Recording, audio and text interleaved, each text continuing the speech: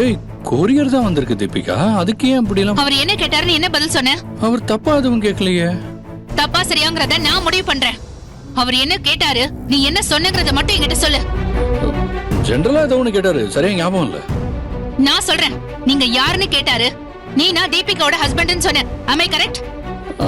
சரியா ஞாபகம் இல்ல, ஆனா அந்த மாதிரி ஏதோ ஒரு கான்வர்சேஷன் தான். அதனால என்ன இப்போ? நீ எப்படி என்னோட ஹஸ்பண்ட்னு சொல்லலாம்?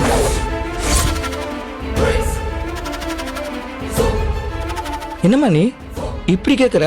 அவர் உன்னோட ஹஸ்பண்ட் தானே? அவர் என்னோட எக்ஸ் ஹஸ்பண்ட். கோர்ட்ல கேஸ் நடக்கிறது உங்களுக்கு தெரியாதா? தெரியாத மாதிரி என்னமோ கேக்குறீங்க. நம்ம பொண்ணுக்காக இனிமே நம்ம சேர்ந்திருக்கலாம்னு நீ தானே தீபிகா கூட்டு வந்த? தீபன், நான் உன்னை வீட்டுக்கு கூட்டிட்டு வந்தத நீ தப்பா புரிஞ்சுக்கிட்டேன்னு நினைக்கிறேன்.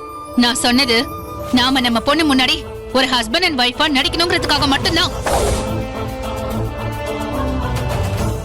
ஹஸ்பண்ட் அண்ட் வைஃபா வாழறதுக்கு இல்ல.